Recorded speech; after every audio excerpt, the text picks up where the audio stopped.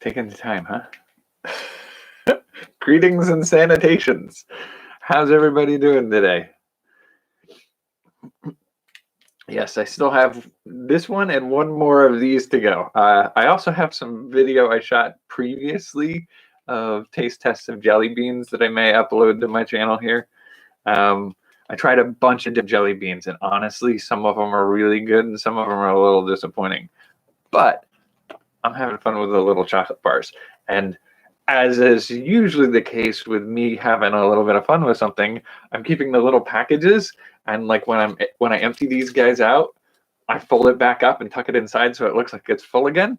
I don't know what I'm going to do with it. Maybe keep them as props or something like that for some other project, but having a little bit of goofy fun with that. I hope you're having some kind of fun or having some adventures today.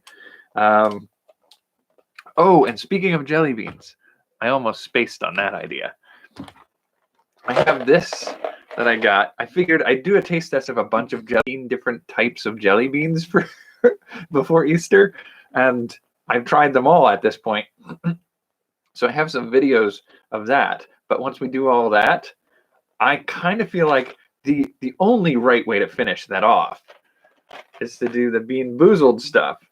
But like for me, for these kinds of things, my inclination is to say, like, I want to try each of the bad ones. I don't care about like toasted marshmallow. I can find a toasted marshmallow jelly bean anywhere. I want to taste stink bug because that's what I got these for. But I also want to do it in some sort of playful way. It can't be just me taste testing something. Like that's not a special thing. So if you have any ideas for games or things for me to do with the Bean Boozled, can you solve a riddle? Could we do question and answer about me and things that I've done over the years, or story time or something like that? I don't know, like a Trivial Pursuit maybe? Anyway, so having adventures. That sort of is the thing I tend to think of. I know some of you are having some difficulty with having to stay at home, and some of you are potentially like me to a certain degree, where I do really well. Honestly, I've been on quarantine for 2 weeks. My essential job, and I haven't left this room almost for anything other than cooking or clean up. So it doesn't bother me too much, and I could do it for another 2 or 3 weeks easy and not have to worry about it. But I realize that's part of who I am. Not everybody has that same. I had adventures today. I was in this room, but I've had adventures. Some of those adventures are about reading books or comics. Some of those adventures are trying out new designs for a story I want to tell. Some of those adventures are learning something new. And so I kind of want to share some of those processes, because the other thing about me is, I guess they used to call it ADD for me when I was a kid. I don't know if that's what it really was, or if it's just an absolute passion for exploring and finding new things to enjoy about the world. And I kind of want to share that with people. So, with that in mind, I had thought for a little while about doing a series of videos. And I don't know that I need to do a whole series for it. But I wanted to do what I sort of consider like down the rabbit hole. It used to be my favorite game. It's not really a game. Maybe I could turn it into a game.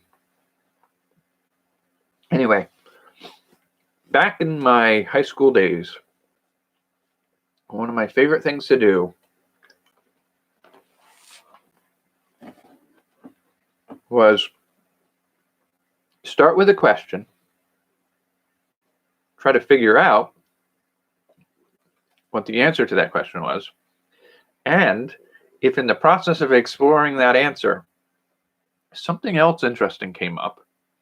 So looking into an idea or a story or a piece of information, you just happen to see this little comment to the side and it says something and you go, wonder what that means. And you can still finish the thing you started looking for the answer to. But then you follow that link off to the side. It's much easier to do with an internet than it is with like a encyclopedia stack or a dictionary. If you're looking up things about languages, which is something I've been playing with a lot, just falling down these little paths that it's falling down a rabbit hole is what it is. And you go down a rabbit hole and it takes you to some really weird and interesting spaces. And if you're anything like me, and you don't have to be, it's not a requirement, but some of those things that you end up doing are just triggered by just the simplest little things. So I'll start you on one of these for a good example, because maybe I'm not very good at elaborating or vocalizing what this experience. But some of the things that I've been doing in the last week or so is there was a picture, a single picture on my Facebook page that I saw come up, and it was probably an ad. Maybe it was one of my friend's posts. I don't even remember why it was there. That wasn't important for me. The picture was interesting. Tracking through the link that took you to the original source of that picture, and I usually like to follow that and see, like, okay, it's oftentimes somebody's using it for something, but finding out who the author is or the artist is, then searching their name and searching for more of their work, and then go finding out. And so I did this a little while ago for a different artist, but it's a 3D modeling company that offers kits that you can do pictures with. It's Kitbash 3D, I guess is what it is. And so they had all these various sci-fi landscape setting pieces. And then they have all these individual kits that you can purchase to make. So they have these 3D models. See if I can pull it up. The camera never likes it when I do this kind of stuff, but the reason why this is interesting to me, it's some beautiful artwork. It's some good inspiration for story making and storytelling and adventures and stuff like that. But this is what got me at one point, was like, oh, I know this is not what they intended it for, but I think this is the one that really did it for me. So it's like $200 for the kit. I'm not going to really do a lot of that. But I looked at this. I'll probably show you a couple things from it. I looked at this layout of the different building structures. That's not the best shot of it. And I want to build a computer case like that. I want a computer case that looks like that. So I've close up rotating. Oop, nope, that's not what we're doing. Come on. So maybe with one of the sides being clear to show the internal mechanisms with some LED lights on it. And that's just because I followed a link that I was curious about from a Facebook post and came across this adventure of this idea of using this aesthetic of a industrial science fiction cityscape being a case for a computer. And now I kind of want to build like whole like skyscraper cityscapes for like put a couple small buildings and have them be a speaker system and build the monitor as like a billboard on a side of a building. Like that would be awesome. I would love every inch of that all the way through. And so I'm like, yeah. And that was just because I was exploring and got interested in a simple image. So that was one of my adventures. And I'm trying to keep a fair number of my tabs open so I can remember to talk about some of the weird projects and ideas and things I've. The one that I've absolutely loved today was I found a video that I have no idea how I found it. I don't know why it was recommended to me, but I am super glad it did. It was an accidental find, probably while I was wandering down the rabbit hole. And I think I was probably looking up, I think I was looking at writing systems of the world. I think I was looking at writing systems. And off to the side, just randomly recommended, was something called Voices of the Past, is the channel on YouTube. And they had a video that was, what was it? Where was that video? I went and checked out their site, so now I have all of their videos loaded right now. But it was Rome described, ancient Chinese historian describes the Roman Empire. And it was so amazing. I mean, it was just like somebody telling you about exploring a far distant land full of interesting and novel explorations. And they went across Arabia. That's not the word they used for it. Apparently, the ancient Chinese had just like Hishi or something like that. And like, I felt lost for a good portion of that adventure. But the fascination with the realization and the way it's narrated and translated into English by the people who were doing it is sort of fascinating to hear the sort of things of note to an ancient Chinese person visiting Rome for the first time. And they talk about rock crystal and so many of the other little aspects, and their way of looking at and referring to certain things was just such a unique experience. I think it's like we don't have as much of that in our explorations today. We can definitely explore and see places that we haven't been before, but the sort of alienness of it is less obvious to us now. That, I mean, it still feels alien for somebody like me to experience another culture that's so drastically different, isolated. And so there isn't this novelty of this far distant land, almost seeming like Neverland explorer is wandering.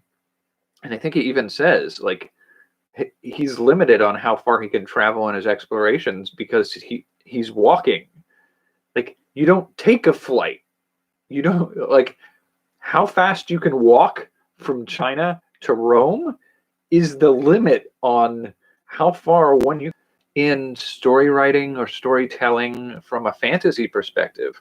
Like another example is somebody else I was watching on YouTube is doing The Rings movies, The Journey Across the Lands. That's a very different feeling than what we were used to thinking about that. Like, oh yeah, the land that they go across is just the stuff that they have to move through in order to get from point A to point B. But this description of the walking through the lands and crossing several rivers that take a day to cross because they're huge rivers and they're just using like paddle boats. And so it's a full day's journey to load up a boat to cross the equivalent of a Mississippi or a Nile River. And then to hear them describe these regions of the world, which they've given their own names to, is just sort of like, this is so interesting.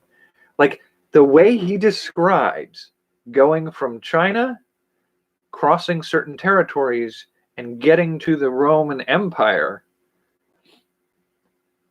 almost everything he talks about, Mediterranean for the first time. And it's super fascinating. I loved it. And so I watched that video. That was the rabbit hole, one of the rabbit holes I went down today.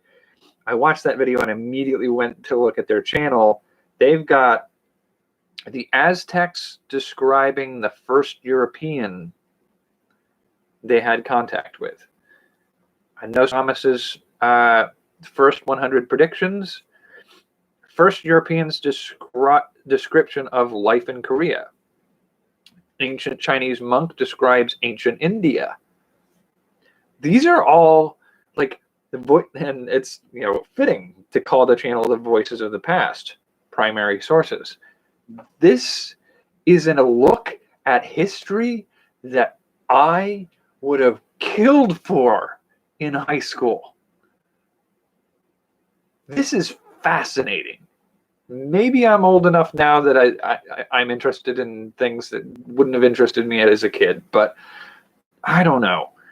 There's just a part of this that I am glad I found this today. I am glad, and this easily, like I was looking through how much of this there is.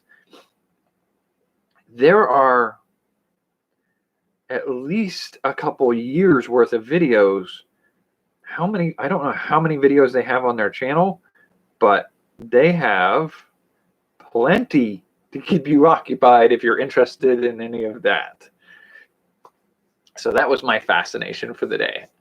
Feel free to let me know what you've been doing today and what kind of fascinating things, because now who knows if that's going to be the next thing that I follow the link to and it leads me down another rabbit hole. So I would be more than happy to explore things that you're exploring and share them with other people. And I am very curious to see what other people are fascinated by. So I think we're at 20 minutes. That's probably a good length for these videos. I have no idea what I'm doing. I'm just winging this. I hope you're doing well. I hope you're not too stir crazy and that you're having some kind of adventure and some kind of fun wherever you are and whatever you're doing. Thanks for joining me today. I will catch you for the next adventure probably tomorrow. I don't know what it's going to look like for my work time now that I'm no longer quarantined. I'm an essential worker, so I head back out. We shall see what that looks like. But until then, catch you later. Take care. Bye-bye. 再见.